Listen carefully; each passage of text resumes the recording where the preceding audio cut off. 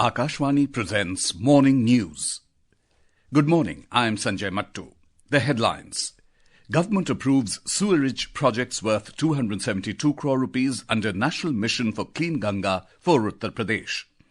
Total annual groundwater recharge in the country increased by 15 billion cubic meters in 2024. Cold wave tightens grip in northwest India. IMD forecasts scattered snowfall and rain in the region for next 2 days. India rings in New Year 2025 with festive and religious spirit. And in football, West Bengal lifts Santosh Trophy by defeating Kerala 1-0 in Hyderabad. The central government has approved a project worth 272 crore rupees for Chandoli and Manikpur in Uttar Pradesh under the National Mission for Clean Ganga. The 59th Executive Committee meeting of the National Mission for Clean Ganga, chaired by Director General NMCG Rajiv Kumar Mittal, yesterday approved several projects dedicated to the conservation and rejuvenation of the Ganga River. These initiatives are aimed at promoting the cleanliness, sustainable development, and preservation of the environmental and cultural significance of the river. Taking a significant step towards river conservation in Buxar, Bihar, the committee has also approved an ambitious project at a cost of 257 crore rupees. Under this initiative, a state-of-the-art sewage treatment plant with a capacity of 50 million litres per day and supporting structures will be constructed. The total annual groundwater recharge in the country has increased by 15 billion cubic meters and extraction has declined by 3 billion cubic meters in 2024. Union Jal Shakti Minister C.R. Patil yesterday released the Dynamic Groundwater Resource Assessment Report for the year 2024. According to reports, the total annual groundwater recharge has been assessed as over 446 billion cubic meters. The annual groundwater extraction for all users is over 245 billion cubic meters. The report highlights that 100% of groundwater samples in the northeastern states are in an excellent category for irrigation. In Madhya Pradesh, on the instructions of the central government's Oversight Committee and the order of the Madhya Pradesh High Court, action is being taken to destroy the remaining 337 metric tons of chemical waste of Union Carbide located in Bhopal. The packing, loading and transportation of the Union Carbide waste will be done in special containers as per the standards set by the Central Pollution Control Board and with strong security arrangements. The containers containing Union Carbide waste will be accompanied by police, ambulance, fire brigade and quick response team. These containers are leak-proof and fire-resistant. The movement of these containers will be monitored by GPS. Gas Relief and Rehabilitation Director Swatantra Kumar Singh has said that the waste will be transported soon by creating a green corridor from Bhopal to Pithampur. पे 337 ton जो toxic waste है union carbide के परिसर में है, इसको पीतमपुर की site में जाकर के वहाँ पे इंसिनरेट करना है। उनकी तैयारियां चल रही हैं, उसकी पैकिंग की प्रॉपर सेफ्टी प्रिकॉशन इसमें लिया जा रहा है। Meanwhile, the government has clarified that during and after the trial run of destroying Union Carbide's waste, the emission standards were found to be in accordance with the prescribed national standards and no harmful elements were found in the water and air. Sanjeev Sharma, Akashvani News, Bhopal. In the last 10 years, the Narendra Modi government has propelled a new wave of opportunities for India's youth.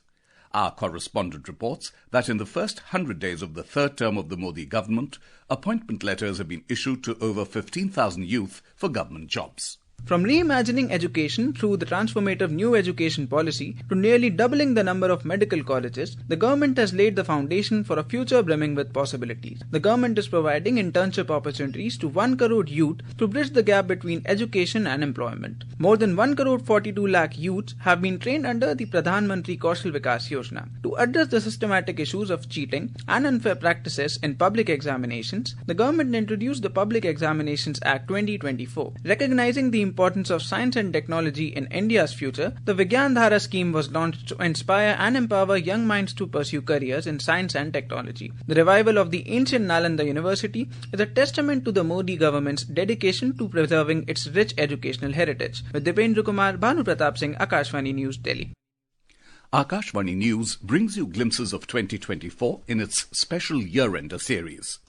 Today we take a look at the key initiatives and achievements of the Ministry of New and Renewable Energy. More from our correspondent. India crossed the 200 gigawatt milestone of total installed renewable energy capacity in September 2024, marking a 14% increase compared to the previous year. In February 2024, the government launched the PM Surya Ghar Muft Bijli Yojana to install rooftop solar panels in 1 crore households. India's cumulative installed solar energy capacity has reached over 94 gigawatt. The National Green Hydrogen Mission, with an outlay of 600 crore rupees, was also launched to reduce fossil fuel imports by 1 lakh crore and cut carbon emissions by 5 million metric tons by 2030. This mission aims to position India as a global hub for green hydrogen production and export, creating over 6 lakh jobs and attracting investments worth 8 lakh crore rupees by 2030. Pallavi Parmar, Akashvani News, Delhi.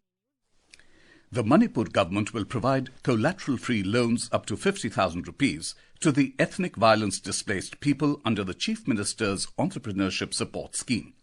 The announcement was made by Chief Minister N. Biren Singh in Imphal yesterday. The Chief Minister said that the government has already provided loans under the scheme to around 426 displaced people to support their entrepreneurial activities. He also urged the people to apply for financial assistance under the scheme. This is Akashvani giving you the news. For quick news updates round the clock, follow us on our X handle @AIR News Alerts. And for details of these stories and more, log on to our website, newsonair.gov.in, and download the News on AIR app. India rings in New Year 2025 with festive and religious spirit. President Draupadi Murmu greeted the nation on the eve of New Year. In a social media post, the President said, "May the year 2025 bring joy, harmony and prosperity to all." She added that on this occasion, let us renew our commitment to work together for creating a brighter, more inclusive and sustainable future for India and the world. Prime Minister Narendra Modi also greeted the people, saying, "May this year bring everyone new opportunities, success and endless joy." The national capital welcomed New Year 2025 with a blend of religious fervour and vibrant celebrations. Devotees flocked to temples, including the Birla Mandir and Jhandewala temple, to attend the morning aarti and seek blessings on the first day of the new year. In Himachal Pradesh, tourists and local people welcomed the new year with great enthusiasm. In view of the huge number of tourists, elaborate security arrangements have also been made in the state. To make the New Year celebration memorable, tourists as well as local people were seen dancing and singing till 12 o'clock in the night. A lot of enthusiasm was seen, especially among the tourists and youth, for the New Year celebrations. Special programs were also organized for the entertainment of tourists in various hotels of the state. The administration has made elaborate security arrangements in Shimla, Manali and other tourist destinations. Meanwhile, on the first day of the new year, people are offering prayers in Shakti Peeths and other temples of the state and wishing each other a happy new year. Prabha Sharma, Akashvani News, Shimla. In Mumbai, the administration has made various arrangements for New Year celebrations. Large gatherings were witnessed at various places, including the Marine Drive, Juhu Beach and Gateway of India. More from our correspondent.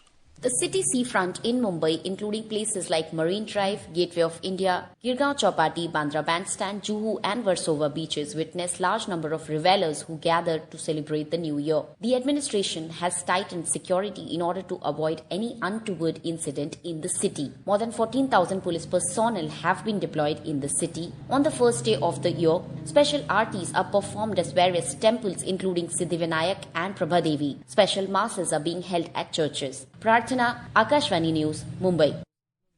In Kerala, partying, dancing, music and colourful firework displays marked the New Year celebrations across the state. Revellers gathered in large numbers at beaches and other open places to welcome the New Year. The India Meteorological Department, IMD, has forecast light to scattered rainfall and snowfall over the western Himalayan region during the next 2 to 3 days. According to the IMD, cold to severe cold conditions are expected in isolated places over Punjab, Haryana, Chandigarh, Delhi and Uttar Pradesh today. Dense fog conditions are also very likely to prevail during the night and morning hours in Himachal Pradesh, Assam, Meghalaya, Nagaland, Manipur, Mizoram and Tripura over the next 2 to 3 days. In Jammu and Kashmir, the cold wave conditions have intensified across Kashmir since the last 2 days, with the Met Office forecasting fresh spells of light to moderate snowfall in the valley during the week. We have a report. Director Meteorological Department Dr. Mukhtar Ahmed said a feeble western disturbance is likely to hit Kashmir till tomorrow with possibility of light snow at scattered places. He further said there is a chance of snow at most places with peak activity on January 4 to 6, adding there was a possibility of heavy snow at a few places in the higher reaches during the second spell. Kashmir is currently under the grip of 40-day Chalai, that is the harshest period of winter that will end on 30th of this month. Tariq Rathar, Akashvani News, Srinagar. India's fiscal deficit for the first 8 months of this fiscal year through November stood at 8.47 lakh crore rupees, or 52.5% of annual estimates, data from the Ministry of Finance showed. Total receipts stood at 18.94 lakh crore rupees, while overall expenditure in April to November was at 27.41 lakh crore rupees. These figures were 59.1% and 56.9% of this fiscal year's budget target. Tax revenue was 14.43 lakh crore rupees and non-tax revenue was 4.27 lakh crore rupees. Zimbabwe's President Emmerson Mnangagwa has signed a new law ending the death penalty in the country. The move follows a recent vote in Parliament to scrap capital punishment. Although Zimbabwe hasn't executed anyone since 2005, courts continue to issue death sentences for serious crimes like murder.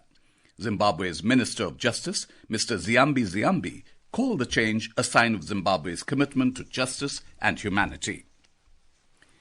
In football, West Bengal clinched their 33rd National Football Championship for the Santosh Trophy, defeating Kerala 1-0 in the final at Gachibowli Stadium in Hyderabad. Robi Hansda scored the decisive goal in injury time, ending Bengal's 7-year title drought. Hansda, the tournament's top scorer with 12 goals, was awarded both the Player of the Match and Player of the Tournament honours. In the World Bliss Chess Championship 2024, Magnus Carlsen and Ian Nepomniachtchi shared the title after their final match ended in a tie in New York yesterday. Carlsen, who led 2-0, needed a draw in the third game to win the title.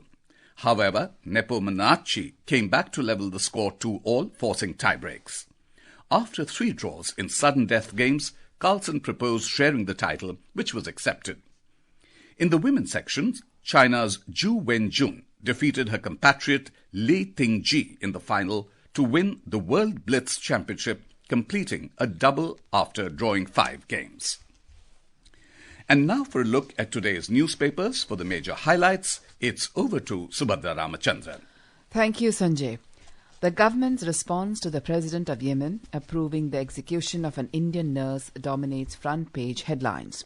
The Tribune reports, MEA promises to provide assistance to Kerala nurse facing execution in Yemen. The meeting of the foreign ministers of the 4-nation Quad grouping is widely noticed in the press. The Hindustan Times writes, Quad foreign ministers reiterate vow to ensure free, open Indo-Pacific. The Indian Express reintroduces us to India's billionth baby, who was born in the year 2000. The paper writes, Meet Astha, 25, an army nurse with a dream, a house where each of us has a room. And finally, the Times of India informs us of some new Gen Z terms like Tomos for tomorrow and Peng for very beautiful that have been added to the official Scrabble dictionary. And with that, it's back to you, Sanjay. Thank you, Subhadra. That was a look at today's newspapers for the major highlights. And now, before we end the bulletin, the headlines once again. Government approves sewerage projects worth 272 crore rupees under National Mission for Clean Ganga for Uttar Pradesh. Total annual groundwater recharge in the country increased by 15 billion cubic meters in 2024. Cold wave tightens grip in northwest India. IMD forecasts scattered rainfall and snowfall in the region for next 2 days. India rings in New Year 2025 with festive and religious spirit. And in football, West Bengal lifts Santosh Trophy by defeating Kerala 1-0 in Hyderabad. And for details of these stories and more, log on to our website www.newsonair.gov.in and the news